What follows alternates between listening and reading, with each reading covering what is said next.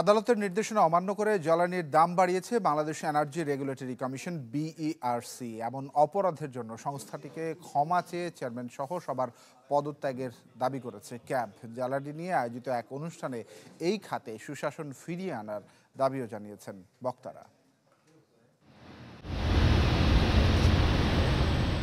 বিগত সরকারের আমলে বিদ্যুৎ ও জ্বালানি খাতে হয়েছে সীমাহীন দুর্নীতি, যা নিয়ে আলোচনা সমালোচনাও দীর্ঘদিনের।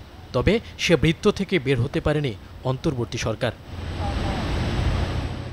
এমন অভিযোগ নিয়ে ভোক্তা অধিকার সংরক্ষণ নিয়ে কাজ করা সংগঠন ক্যাব জানায়, প্রতিটি খাতে আইন ও কাঠামো করে দুর্নীতির ক্ষেত্র তৈরি করা হয়েছে।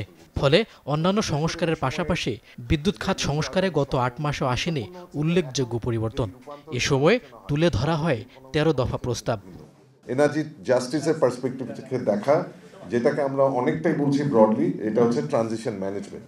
রাষ্ট্রের পক্ষ থেকে এক ধরনের ইন্টারভেনশন থাকা খুবই জরুরি, যাতে ন্যায় বিচার কিংবা সুবিচার জ্বালানি খাতে নিশ্চিত করা যায়। এরা যেভাবে মূল্য বাড়াতে চায়, তারা একটা লুণ্ঠনের ক্ষেত্র তৈরি করে ফেলেছে এবং এরাই করেছে। এই পিডিবি করেছে, এই পেট্রোবাংলা করেছে, এই বিবিসি করেছে, এরাই করেছে, এই বিআরসি করেছে, সবাই করেছে এবং মন্ত্রণালয় করেছে এবং তারা সেই কাজগুলোই অব্যাহতভাবে করে যাচ্ছে। আমরা সেই কথাগুলো স্পেসিফিকভাবে পয়েন্ট আউট কেন করতে পারছি না? এখান থেকে শিল্পে গ্যাসের দাম বৃদ্ধির সমালোচনা করে জ্বালানি বিশেষজ্ঞ এম শামসুল আলম বলেন, গণশুনানির মতামত আমলে না নিয়ে হাইকোর্টের রায় অমান্য করে বাড়ানো হয়েছে দাম। এজন্য বিইআরসি প্রধানের ক্ষমা চেয়ে পদত্যাগের দাবি উঠে।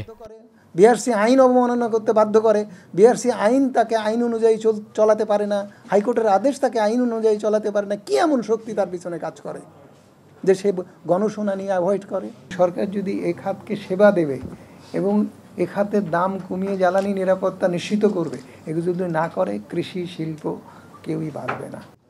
সঠিক উপায়ে কাজ না করে বরং বিইআরসিকে সরকারের দাবিদারি সংস্থায় পরিণত করা হয়েছে বলে অভিযোগ ওঠে আলোচনায়।